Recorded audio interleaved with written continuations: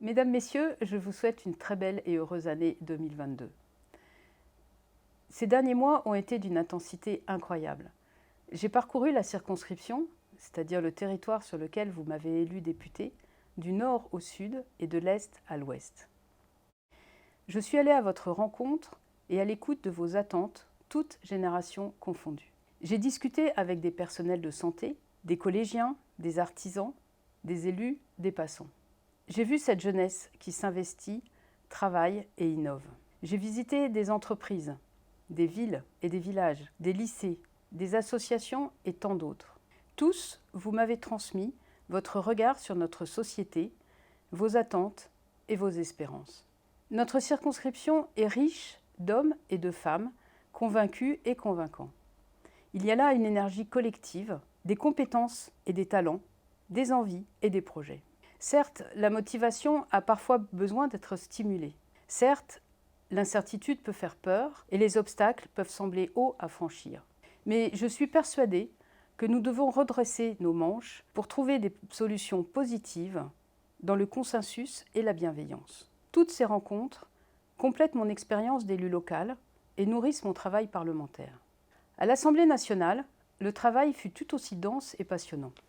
Il se partage entre l'hémicycle, que l'on voit régulièrement à la télévision, et les salles de commission, où le travail s'effectue en groupe restreint. Je fais partie de la commission développement durable et aménagement du territoire.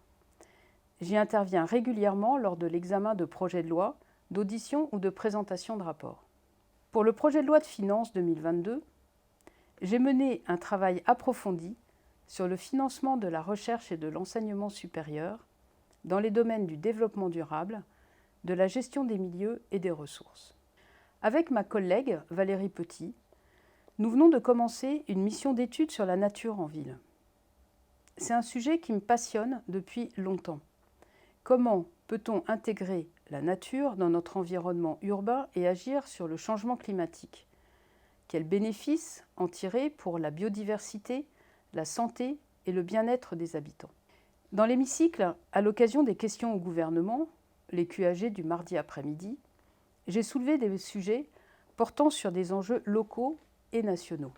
Ainsi, j'ai interpellé la secrétaire d'État chargée des personnes handicapées sur le manque de place dans les instituts médico-éducatifs qui accueillent nos enfants porteurs de handicap et sur les difficultés que cela représente pour les familles.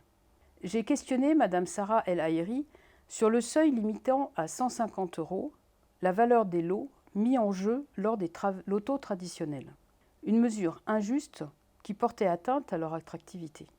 À la suite de cette sollicitation, ce plafond de 150 € a été supprimé. Une victoire pour les milliers d'associations qui contribuent quotidiennement au dynamisme de la vie locale et concourent à la création d'emplois et de liens sociaux. Plus récemment, j'ai interrogé Mme Emmanuelle Wargon sur la mise en œuvre de France Rénov', le service public dédié à la rénovation du logement et à sa mise en œuvre sur nos territoires. Toujours dans l'hémicycle, depuis la tribune, j'ai porté ma voix sur plusieurs projets de loi. Dernièrement, j'ai donné mon avis, et celui de mon groupe parlementaire, sur le projet de loi dit 3DS. 3DS comme différenciation, décentralisation, déconcentration et simplification. Une loi qui concerne directement l'avenir de nos collectivités territoriales.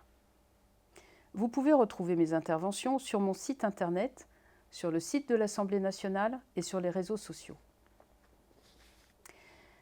Nous venons de débuter une nouvelle année. Il me tarde tout d'abord que nous sortions de cette crise sanitaire qui altère nos vies et nos relations. Ensuite, je souhaite que l'envie, l'espoir et la confiance soient les piliers pour 2022. L'espoir, c'est un mot rempli de sens, dynamique et inspirant. La confiance, confiance en soi, confiance en l'autre, confiance en l'avenir. Sur cette base peuvent se développer l'écoute, la bienveillance et l'intégrité. Et je veux que ces mots et les valeurs qu'ils expriment soient au cœur des débats qui animeront cette année. Année qui s'annonce décisive à bien des égards et des sujets. Je vous renouvelle tous mes vœux pour cette nouvelle année 2022. qu'elle vous apporte joie, santé et sérénité. Et à très bientôt sur le terrain.